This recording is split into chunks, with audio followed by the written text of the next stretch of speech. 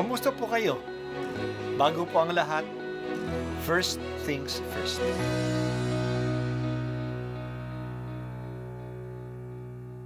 Good morning po. Sinisimulan po natin ngayon ang first things first. At dito po, tinatalakay natin sa unang bahagi ng umaga natin ay ang first readings na binabasa po sa banal na misa. Ito pong tinatalakay natin kasi madalas po kasi marami na tayong alam tungkol sa gospel readings. Pero konti po ang nagsasalita sa first readings.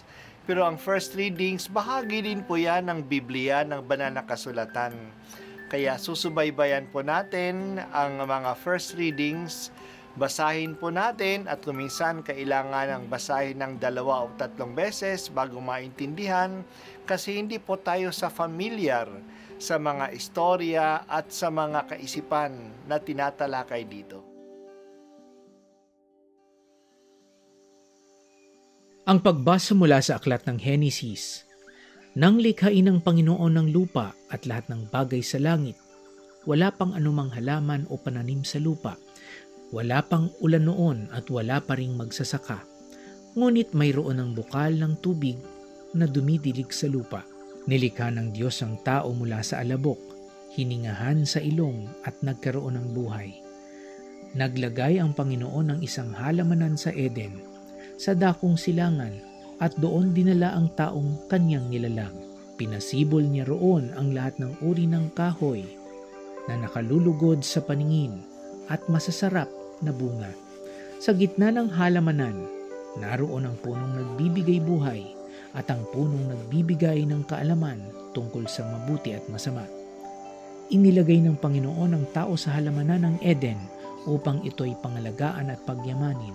Sinabi niya sa tao, makakain mo ang alinmang bungang kahoy sa halamanan, maliban sa bunga ng punong kahoy na nagbibigay ng kaalaman tungkol sa mabuti at masama. Huwag na huwag mong kakanin ang bungang iyon. Mamamatay ka kapag kumain ka niyon. Ang salita ng Diyos. Salamat sa Diyos. Sa pagbasang ito, napakinggan natin ang pangalawang version ng paglikha. Dapat tapos na ang paglikha noong chapter 1. Pero dito, nagsimula uli ang Diyos.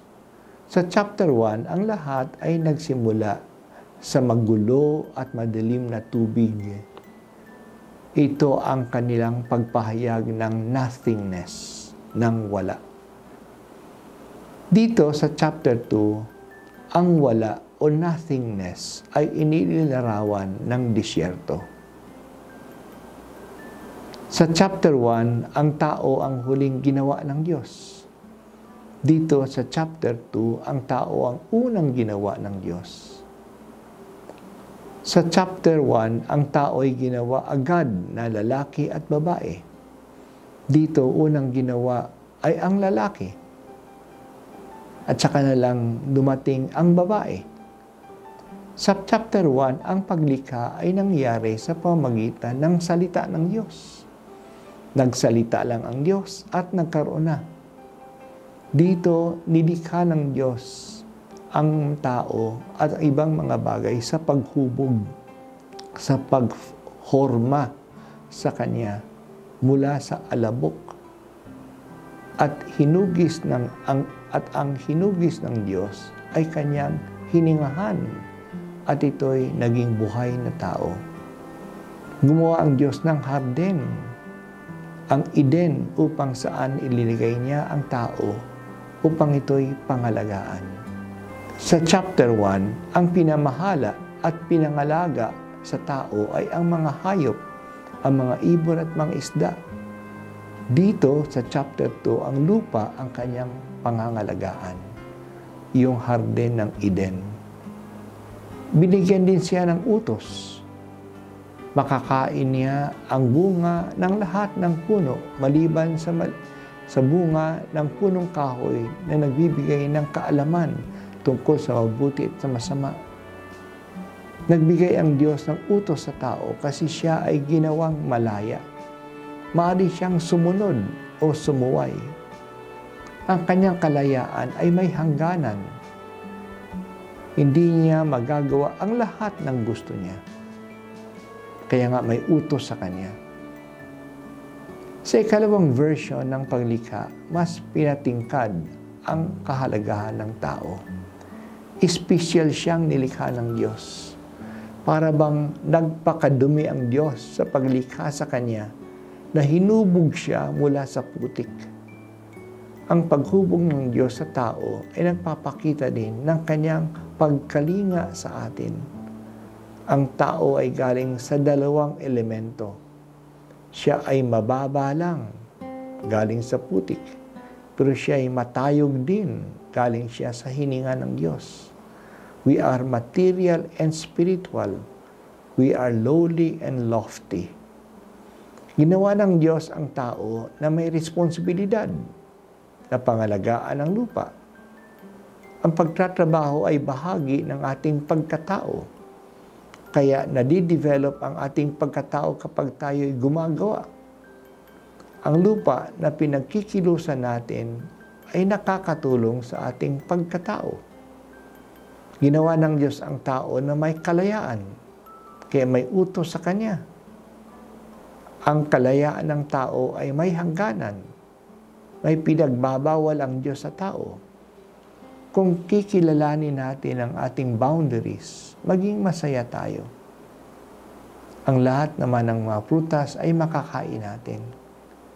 Ang masama lang, mas pinipili ng tao na gawin ang kaunting pinagbabawal sa kanya kaysa gamitin at gawin ang lahat ng mabubuti na maaari niyang gawin. Ang kasalanan ay ang paggamit ng mali, ang pag-aabuso sa kalayaan na binigay ng Diyos. Ang kalayaan ay binigay ng Diyos upang sundin natin siya at mahalin ng bukal sa loob. Ang lahat ng paggawa ng masama ay pag-aabuso sa magandang kalayaan na binigay ng Diyos. Binigyan tayo ng kalayaan upang magmahal tayo, upang sumunod tayo. Ang taong malaya lamang ang maaring magmahal. Pero sa kasalanan, ginagamit natin ang kalayaan upang talikdan at sirain ang ating kaugnayan sa kapwa, sa Diyos at sa kalikasan. Ang tao po, O Diyos, ay ginawa mo na dakila at sa simula pa, siya, kami, ay ginawa mo ng may pagkalinga. Salamat po, Panginoon. Tulungan po ninyo kami na hindi madumisan ang kalayaan ng iyong biyaya sa amin. Ito po sana ay aming mapahalagahan, magamit ng maayos at mapanindigan. Tunay na nagiging malaya kami sa aming pagsunod sa iyo. Dito namin pinakikita na mahal ka naming lahat. Amen.